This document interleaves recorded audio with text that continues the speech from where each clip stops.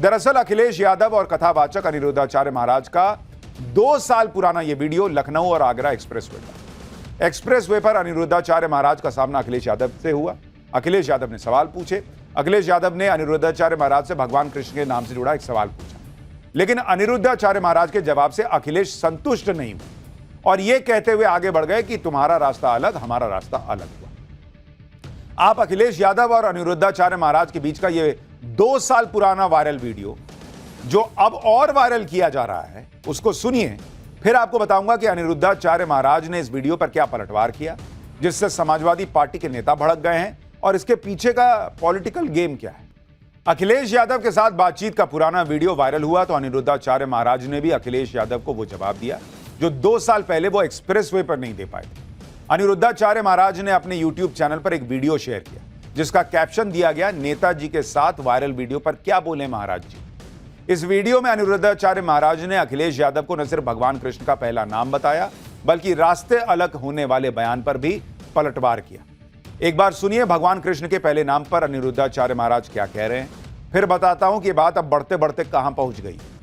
अनिरुद्धाचार्य महाराज ने अपने वीडियो में अखिलेश यादव का सीधे सीधे नाम नहीं लिया, लेकिन इशारों इशारों में अखिलेश यादव की मुस्लिम तुष्टीकरण की राजनीति के भी धागे खोल दिए। और यही बात सुनकर बहुत सारे लोग कह रहे हैं कि यूपी में क्लियर कट डिवीजन दिख रहा है कि योगी आदित्यनाथ हैं जो सनातन का अपमान, सनातनियों का अपमान सहने को तैयार नहीं है।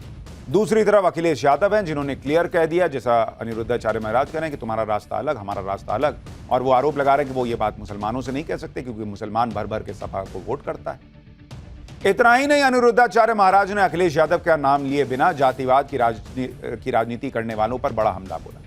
उन पर समाज को बांटने का आरोप लगाया। सवाल उठाया कि जिनके मन में प्रजा के प्रति इतनी नफरत है वो समाज को कैसे एकजुट रख सकते हैं भाई। कथावाचक अनिरुद्धाचार्य महाराज के पलटवार पर अखिलेश यादव का कोई जवाब तो नहीं आया, लेकिन इस विवाद में सपा सांसद और क्रिकेटर रिंकू सिंह की मंगेतर प्रिया सरोज की एंट्री हो गई। प्रिया सरोज ने ट्वीट किया कि जब एक बाबा कृष्ण जी का नाम बताने में असफल हो जाता है तो अपनी छवि सुधारने के लिए वो राष्ट्रीय अध्यक्ष जी का नाम हिंदू मुस्लिम जोड़कर देश प्रदेश का माहौल खराब कर देता है। यही सिखाते हैं ये अपने प्रवचन में। हालांकि ये पहला मौका नहीं है जब सनातन संस्कृति, सनातन के पर्व या सनातन की बात करने वाले अखिलेश यादव और उनकी पार्टी के टारगेट पर। आप देखिए कि सनातन का महापर्व महाकुंभ भी लगातार अखिलेश यादव के निशाने पर रहा।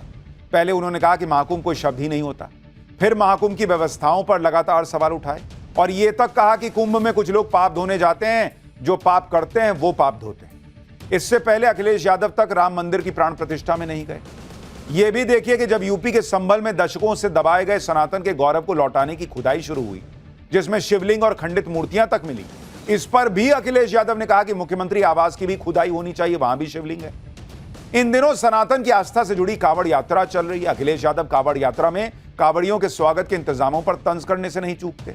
अखिलेश यादव ने कहा कि सीओ और एसडीएम कांवड़ियों के पैर दबाएं, उन्हें आराम मिलेगा। यानी अखिलेश यादव जब भी बोलते हैं ऐसा लगता है कि वो सनातन के खिलाफ बोल रहे हैं, उनको उससे दिक्कत है ऐसा लगने लगा है।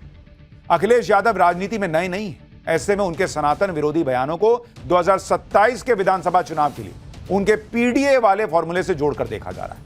एक्सपर्ट्स का मानना है कि अखिलेश यादव ये मानकर चल रहे हैं कि मुस्लिम वोट बैंक ही उन्हें 2027 में यूपी की सत्ता में वापसी करवाएगा।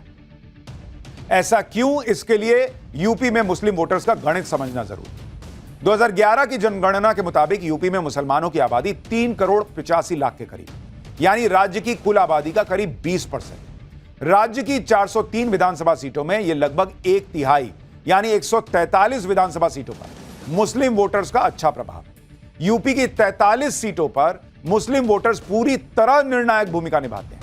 पिछले चुनावों की बात करें तो 2022 के विधानसभा चुनाव में समाजवादी पार्टी को करीब 83% मुसलमानों के वोट मिले और पिछले साल हुए लोकसभा चुनाव में समाजवादी पार्टी और कांग्रेस के गठबंधन को करीब 90% मुस्लिम वोट मिले। यानी एक्सपर्ट्स को लगता है कि अखिलेश यादव ये माने बैठे हैं कि मुसलमान का भर भर के वोट तो मिल जाएगा जब वो ऐसी बातें करेंगे, और हिंदू को वो जाति में बांटकर जो है, जिस तरह की पॉलिटिक्स सालों से चली है, वहां से यादव का वोट, इसका वोट वगैरह वगैरह मिल ही जाएगा। उनको लग रहा है कि जो लोकसभा में प्रयोग किया उन्होंने वो सफल हो जाएगा और इसलिए खुलकर अपनी बात इस तरह से कह रहे हैं। लेकिन सीएम योगी ने 2027 चुनाव के लिए जिस तरह सनातन की लाइन पकड़ी, उससे अखिलेश यादव कंफ्यूज भी हो रहा है। एक तरफ अखिलेश यादव कांवड़ यात्रा के इंतजामों पर तंज करते हैं, दूसरी तरफ समाजवादी पार्टी की एक कांवड़ यात्रा का वीडियो ट्विटर पर शेयर कर रहे हैं, जिसका आयोजन समाजवादी पार्टी के एक नेता ने किया। हालांकि अगर आप इस कांवड़ यात्रा में लगी अखिलेश यादव की तस्वीरों को देखेंगे तो इसके आयोजन का मकसद आसानी से समझ आ जाएगा कि भक्ति किसकी हो रही है। कांवड़ यात्रा पर सवाल उठाने वालों को कांवड़ यात्रा के ये भक्ति वाले रंग भी देखने चाहिए, जिसका जिक्र आज सीएम योगी ने भी किया। ये तस्वीर देखिए, भोले बाबा का एक भक्त एक कंधे पर गंगा जल और दूसरे कंधे पर अपनी मां को बिठाकर कांवड़ यात्रा पर निकला है। यह तस्वीर कांवड़ यात्रा और श्रवण कुमार से जुड़ी पौराणिक मान्यता की याद दिला रही है, जिसमें श्रवण कुमार अपने माता पिता को कांवड़ में बैठाकर हरिद्वार तक पैदल यात्रा करते हैं। कांवड़ यात्रा की एक और हैरान करने वाली तस्वीर देखिए, एक पत्नी ने आस्था और समर्पण की मिसाल कायम की है।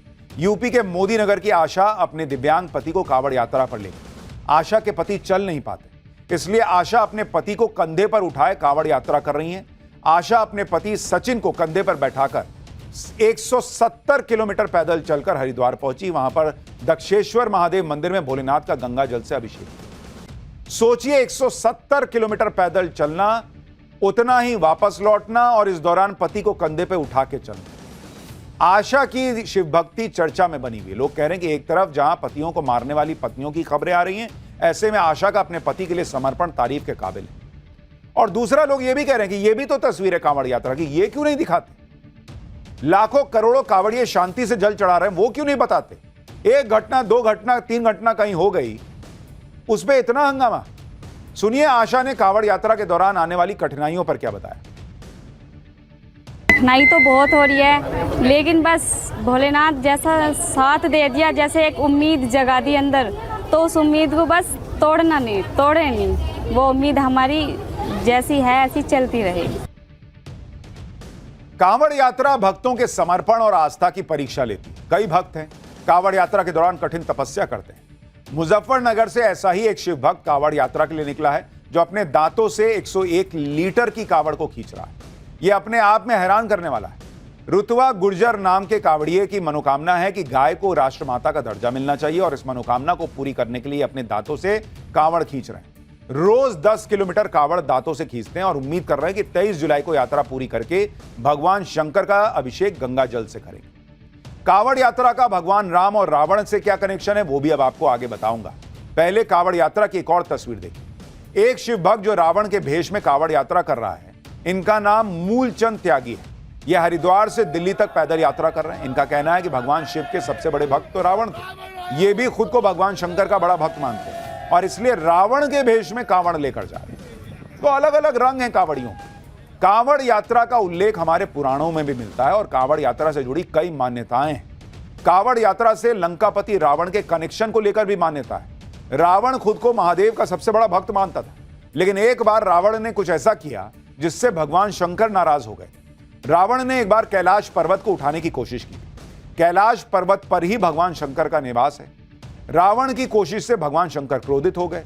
भगवान शंकर ने क्रोधित होने पर रावण से अपनी गलती, जब वो क्रोधित हो गए तो रावण ने अपनी गलती मानी और भगवान शंकर को प्रसन्न करने के लिए रावण ने उनका अभिषेक किया। अभिषेक के लिए रावण कांवड़ में गंगा जल लेकर आया था। कांवड़ को कंधे पर रखकर रावण गंगा जल लेकर आया था।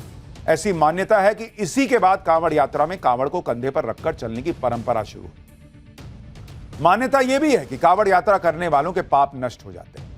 इसी तरह से कांवड़ यात्रा की एक मान्यता भगवान श्री राम से जुड़ी है। भगवान श्री राम और महादेव की भक्ति के कई प्रसंग हमारे पुराणों में मिलते हैं। कांवड़ यात्रा से जुड़ा एक प्रसंग आनंद रामायण में मिलता है, जिसके मुताबिक भगवान राम को पहला कांवड़िया कहा गया। भगवान राम ने बिहार के सुल्तानगंज से गंगा जल लिया था और कांवड़ में गंगा जल लेकर श्री राम देवघर तक पैदल गए थे। देवघर में श्री राम जी ने गंगा जल से शिवलिंग का जलाभिषेक किया था। यानी कांवड़ यात्रा का इतिहास बहुत पुराना है। कांवड़ यात्रा के बारे में हमारे ग्रंथों, पुराणों, सब जगह लिखा हुआ है और इसलिए कांवड़ यात्रा को टारगेट करने के पहले थोड़ा सोचना और समझना चाहिए।